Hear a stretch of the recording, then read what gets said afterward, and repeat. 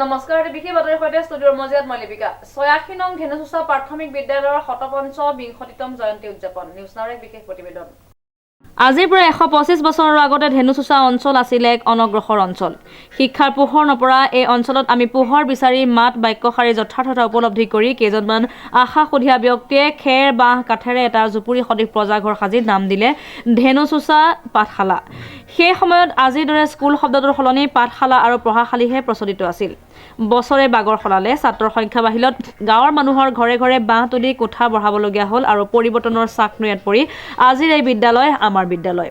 উল্লেখযোগ্য যে আজিৰ যোৰহাটৰ অগ্ৰণী শিক্ষা প্ৰতিষ্ঠান জগন্নাথ বৰুৱা মহাবিদ্যালয়কে মুখ্য কৰি প্ৰায়বোৰ শিক্ষা প্ৰতিষ্ঠানেই এই বিদ্যালয়তকৈ বছৰ লেখেৰে সৰু প্ৰতিষ্ঠাকালৰ শিক্ষকসকল আমাৰ মাজৰ পৰা আঁতৰি যোৱা কেইবা দশকো হ'ল আজি আমি তেখেতসকলক শ্ৰদ্ধাৰে সোঁৱৰিছো এই ধেনুচোচা বিদ্যালয় আমাৰ জীৱনৰ আদি পাঠশালা অ আ ক খ শিকি কিমান যে ছাত্ৰ দেশ বিদেশত কৰ্মৰত হৈ আছে আজি আমি সকলোকে এই মিলন তীৰ্থত পাই অতিশয় আনন্দিত হৈছো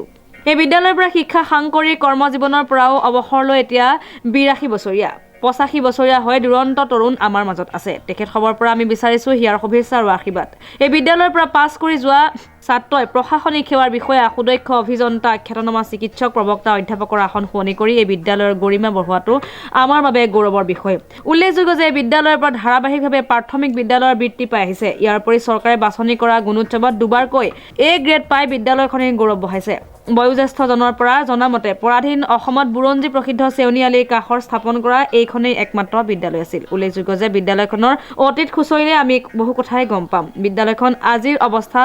পোৱাত স্থানীয় কেউখন গাঁৱৰ বাসিন্দাৰ সহযোগিতা অপৰিসীম তথাপিও কিন্তু বিদ্যালয়খনৰ আন্তঃগাঁথনি একেবাৰে দুৰ্বল এজাক বৰষুণতেই শিক্ষক শিক্ষয়িত্ৰী বহা কোঠাত পানী সোমায় আজি ১২৫ বছৰৰ পাছতো এই অৱস্থা বৰ পুতৌলগা আজিৰ শুভ মুহূৰ্তত আমি প্ৰাক্তন ছাত্ৰ আৰু বৰ্তমান চৰকাৰৰ এই ক্ষেত্ৰত আহ্বান জনাব নোৱাৰোনে দেশ বিদেশত তথা প্ৰাক্তন ছাত্ৰসকলক সহায়ৰ বাবে আহ্বান জনাব নোৱাৰোনে মাওখে উঠিলে গুৰি পৰুৱাৰ মৰণ নাই ৰাইজে নখ জোকাৰিলে নদী বয় আহক আমি সকলোৱে এই মিলন তীৰ্থৰ পৰা জীৱনৰ আদি পাঠ পোৱা বিদ্যালয়খনৰ বাবে কিবা এটা কৰাৰ সংকল্প গ্ৰহণ কৰোঁ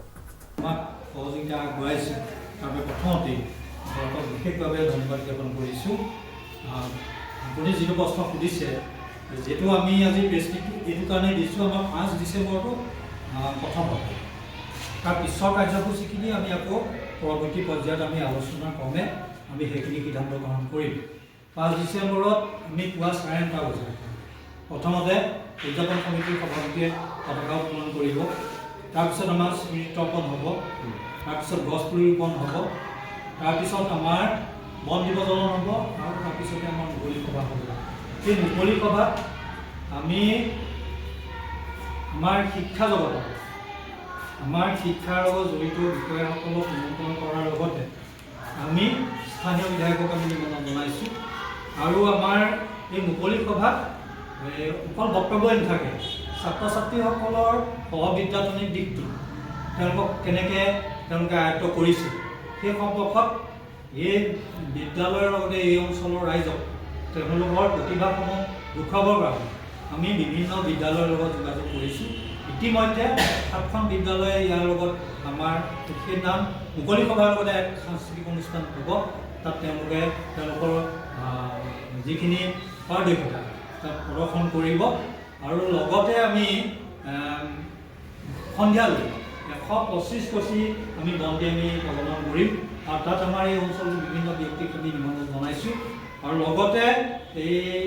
বিদ্যালয়খনৰ যিটো আন্তঃগাঁথনি এই আন্তঃগাঁথনিটো আমি ভাবিছোঁ যে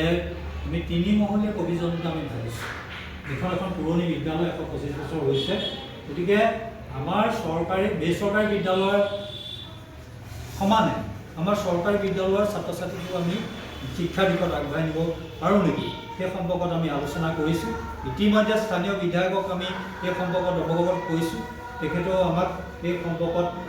আশ্বাস দিছে আৰু আমি ভাবিছোঁ এই বিদ্যালয়খনে আমাৰ এই ১২৫ জয়ন্তীৰ পিছতে এক পৰিৱৰ্তনৰ দেখা পাব বুলি আমি আশা ৰাখিছোঁ আৰু আমি এটা কথাই ক'ম যে যি আমি প্ৰতিযোগিতাসমূহ পাতিম আমি এই বিদ্যালয়ৰ লগতে নহয় এই অঞ্চলৰ একেবাৰে আপোনাৰ কল্যাণীলৈকে আৰু এইফালে একেবাৰে ৰেবকান্ত এইফালে আপোনাৰ কছাৰীপুৰীয়ালৈকে আমি প্ৰায় ২০খন বিদ্যালয় সামৰি পেলাই আমি প্ৰতিযোগিতাখিনি পাতিম আৰু সেই সম্পৰ্কত আমি আজি ঘোষণা নকৰোঁ, কাৰণ আমাৰ 5 ডিচেম্বৰটোৱে মূল লক্ষ্য। আৰু 5 ডিচেম্বৰত আমি আশা ৰাখিম আপোনালোকক সেইদিনাখন আহি আমাৰ অনুষ্ঠানটো যাতে সহযোগিতা আগবঢ়ায় আৰু প্ৰচাৰত আপোনালোকে যাতে আমাক বিশেষভাৱে সহায় সহযোগিতা কৰে। মই সহকাৰী সম্পাদক হিচাপে এইখিনি ছাৰ, যিহেতু বিদ্যালয়ত হেৰিটো আছে, তেখেতসকলক আপোনালোকৰ জৰিয়তে আজি সংবাদখনৰ জৰিয়তে কি আপোনালোক তেওঁলোকক এটাই জনাব হৈছে, গতিকে যিহেতু এইখন 125 জয়ন্তী আমি উদযাপন কৰিবলৈ বিচাৰিছোঁ, তেওঁলোকৰো ইয়াত অৰিহণা আছে। গতিকে আমি ভাবিছোঁ প্ৰাক্তন ছাত্ৰ হিচাপে তেখেতসকলৰ নিজৰ শক্তি অনুসৰি তেখেতসকলে আমাৰ বিদ্যালয়লৈ কিছু দান বৰঙণি আগবঢ়ায় আৰু সহায় সহযোগ আগবঢ়ায়। আৰু আমি আশা ৰাখিম তেখেতসকলে যদি সামৰণি অনুষ্ঠান কৰি যদি আহিব পাৰে, আপোনালোকৰ মিডিয়াৰ জৰিয়তে তেখেতসকলক আমি যাতে সেই সামৰণি অনুষ্ঠানটোত তেখেতে উপস্থিত থাকি আমাক উৎসাহিত কৰে। ধন্যবাদ। এতিয়া শিক্ষাৰ দিশত আগবঢ়া বুলি মই ক'ব পাৰিম। মই আজি পৰিচালনা সকলোকে কওঁ যাতে আমাৰ এতিয়া যিখিনি ধৰক আলোচনা দিয়া হৈছে সেই বহুতখিনি স্কুলতে আমাৰ সেইকাৰণে মই এই পঞ্চমৰ যোগেদি আমাৰ এই অঞ্চলৰ ৰাইজক আপোনালোকৰ মাধ্যমৰ যোগেদি আমি অনুৰোধ জনাওঁ যাতে ভৱিষ্যতে এই স্কুলে আপোনালোকৰ সম্পূৰ্ণ ছাত্ৰৰ দি আমাৰ এই অনুষ্ঠানটো আগবঢ়াই নিয়ে। আৰু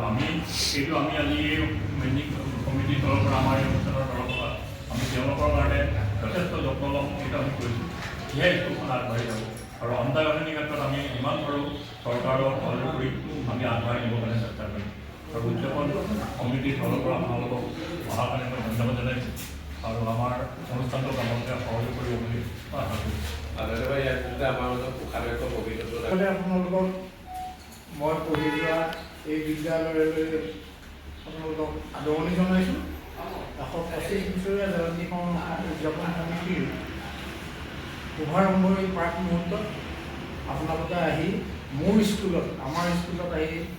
ঠিক দিয়াৰ কাৰণে ধন্যবাদ জ্ঞাপন কৰিছোঁ। এতিয়া কথা হ'ল কি যে আপুনি যিটো প্ৰশ্ন কৰিছে যে আমি এই গোটেই সৰ্ব অনুষ্ঠানটোত আমি পুঁজি আহৰণ কেনেকৈ কৰিম। এতিয়া মই কোষাধ্যক্ষ হিচাপে এটা কথা ভাবিছোঁ যে আমাৰ 5 তাৰিখৰ আৰম্ভ হৈ যোৱাৰ পিছত আমি কৰ্ণধাৰ সমিতি বহি পেলাই এখন আমি বাজেট আৰু প্লেনিং কৰিম। আৰু সেই বাজেট প্লেনিংটো মেনেজমেণ্টটো আমি এনেকুৱা ধৰণে কৰিম যে বছৰজোৰা অনুষ্ঠানসমূহৰ যিখিনি প্ৰাইজৰ পৰা আদি কৰি যিখিনি আমি আহৰণ কৰিব লাগে সেইখিনি আমি মুখ্যভাৱে আমি আহৰণ কৰিম প্ৰাক্তন ছাত্ৰ আৰু শুভাকাংক্ষীৰ পৰা। গতিকে এই ক্ষেত্ৰত আমি 5 তাৰিখৰ পিছত যিখন কৰ্ণধাৰ সমিতিৰ মিটিং আমি আহ্বান কৰিম, সেই সভাখনত আমাৰ বাজেট আৰু প্লেনিংটো আমি ল'ম। এই শুভাৰম্ভ অনুষ্ঠানটোৰ পিছৰ দিনাই আমি সেই কাম আৰম্ভ কৰিম। ইতিমধ্যে আমাৰ এই যিখিনি আহৰণ হৈছে সেইখিনি আমাৰ প্ৰাক্তন ছাত্ৰ বা অন্যৰ পৰা আমাৰ আহৰণ কৰা নাই। আমাৰ যিখিনি কাৰ্যনিৰ্বাহক সদস্য, এই কাৰ্যনিৰ্বাহক সদস্যখিনিয়ে নাম মাত্ৰ পইচা দি পেলাই ইজনে 3,000 ইজনে 4,000 এনেকৈ দি পেলাই আমাৰ এই অনুষ্ঠানটো আমি 5 তাৰিখলৈকে হৈ যাব। তাৰপিছত আপোনালোকক বছৰজোৰা কাৰ্যসূচীৰ সবিশেষ আপোনালোকক জনাম। কিন্তু এইখিনিতে মই আপোনালোকক এডিশ্যনেল হিচাপে এটা কথা কৈ দিওঁ যে আমাৰ এইখন বিদ্যালয় কোষাধ্যক্ষৰ পৰা অকণমান 4টা বা 5টা বাক্যত মই ক'ব বিচাৰিছোঁ যে 1901 চনত স্থাপন হোৱা এই বিদ্যালয়খনৰ পৰা যিসকল পুৰুষা ব্যক্তিয়ে এই স্কুলখন খেৰ বাৰেৰে সৈতে নিৰ্মাণ কৰিছিল তেখেতসকল আমাৰ মাজত নাই। তেখেতসকলক আমি শ্ৰদ্ধাৰে কৰিছোঁ, কিন্তু তেখেতসকলে নিৰ্মাণ কৰি যোৱা বিদ্যালয়খনৰ পৰাই আপোনালোকে শুনি আচৰিত হ'ব যে 1945 চনত পাছ কৰা আমাৰ বিদ্যালয়ৰ ছাত্ৰই সৰ্বভাৰতীয় প্ৰশাসনিক সেৱাৰ